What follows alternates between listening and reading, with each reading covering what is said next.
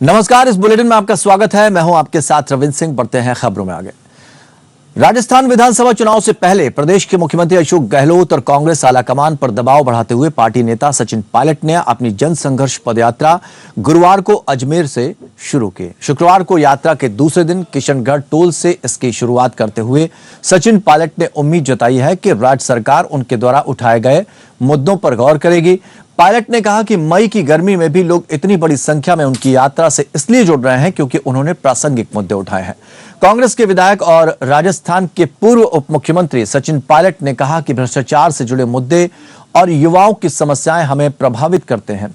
उन्होंने कहा, मई का महीना है और बहुत तेज गर्मी है, लेकिन फिर भी लोग सड़कों पर आ रहे हैं क्योंकि मैंने जो मुद्दे उठाए हैं वे प्रासंगिक हैं। भ्रष्टाचार के मुद्दे और हमारे युवाओं के भविष्य से जुड़ी समस्याएं हमें प्रभावित करती हैं। हमें उम्मीद है कि हमारी राज्य सरकार मेरे द्वारा उठाए गए मुद्दों का संज्ञान लेगी।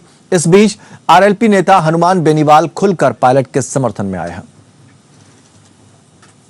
देखिए, भयंकर गर्मी है, मई का महीना है, लेकिन फिर भी लोग सड़कों पर आ रहे हैं क्योंकि जो इशू मैंने उठाए हैं मैं समझता हूं वो प्रासंगिक हैं। और करप्शन के इश्यूज, नौजवानों के भविष्य के इश्यूज हम सब लोगों को इफेक्ट करते हैं। और हम जो लड़ाई भी लड़ रहे हैं यही चाह रहे हैं कि सरकार हमारी है, हमारी पार्टी की सरकार है। उम्मीद करते हैं कि जो मैंने बातें रखी हैं उसका संज्ञान लें।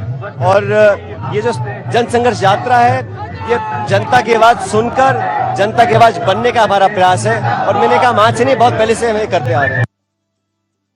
हमारे सहयोगी रूपनारायण सवरिया इस खबर पर हमारे साथ जुड़े हुए हैं। रूपनारायण, जनसंघर्ष पदयात्रा की शुरुआत यहां पर हो गई, भारी संख्या में लोग जुटते हुए नजर आए और जिस तरह की बात सचिन पायलट कर रहे हैं, सरकार के लिए परेशानी है या किसी और के लिए?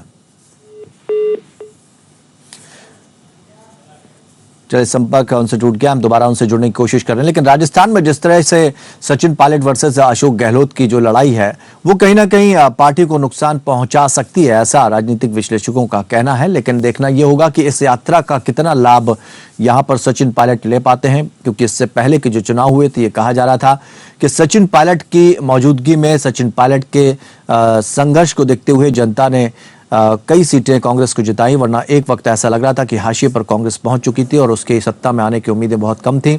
लेकिन यह माना गया कि सचिन पायलट की मेहनत की वजह से यहां पे दोबारा से कांग्रेस के जो सरकार है, कांग्रेस की सरकार बन पाई थी, वरना भारतीय जनता पार्टी को चुनौती देना मुश्किल साबित हो रहा था। अब यहां पर जनसंघर्ष यात्रा निकाल रहे हैं सचिन पायलट। रूपनारायण हमारे सहयोगी हमारे साथ जुड़ गए हैं। रूपनारायण, जनसंघर्ष यात्रा शुरू कर दी, फायदा होगा नुकसान कांग्रेस को?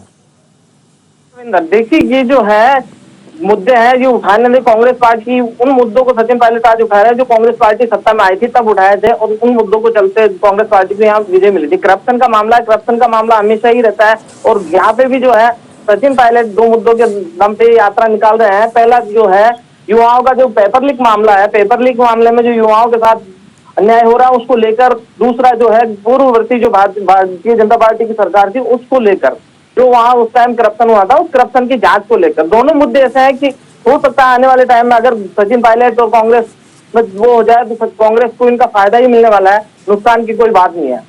लेकिन जिस तरह के शब्दों का प्रयोग अशोक गहलोत ने किया है, अब इस जनसंघर्ष यात्रा के जरिए क्या यह माना जाए कि सचिन पायलट अपनी सियासी जमीन तलाशने के लिए ये जानना चाहते हैं कि जनता कितनी उनके समर्थन में जुटती है, कौन कौन नेता उनके समर्थन में जुटता है?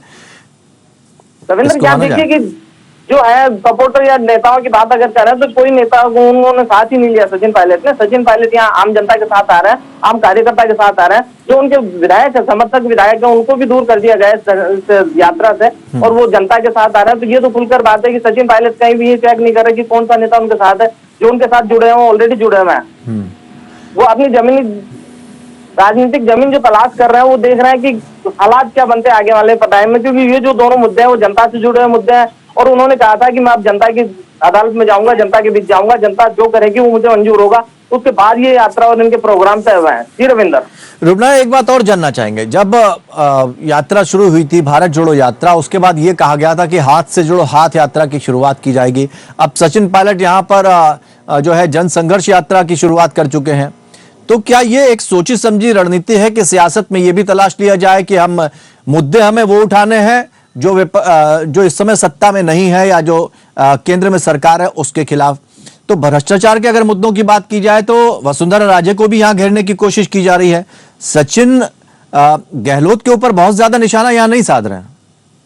जी बिल्कुल, सचिन पायलट का जो है वो वसुंधरा राजे पूर्व में भी निशाना रही थी और वर्तमान में भी निशाना है। उन्होंने जो राजनीति की यहाँ जो प्रदेश अध्यक्ष तब बने थे जब वो यहाँ पे वसुंधरा राजे की सरकार थी और कांग्रेस को केवल और केवल 21 मात्र सीटें कांग्रेस के पास थी। उस टाइम जब ये प्रदेश अध्यक्ष बने थे तब से वो भ्रष्टाचार को लेकर और वसुंधरा को लेकर निशाना साधते आ रहे हैं और आज भी वो उसी पे कायम है कि जो भ्रष्टाचार हुआ, जिस मुद्दे पर मैं यहाँ जनता के बीच पहुंचे और कांग्रेस ने सरकार बनाई, उन मुद्दों को भूलकर अगर हम दोबारा जनता के बीच जाते हैं तो जनता को हम क्या जवाब देंगे। इसलिए ये मुद्दा यहाँ पे उन्होंने उठाया और इस मुद्दे का कहीं ना कहीं उन्हें लाभ मिलता दिख रहा है।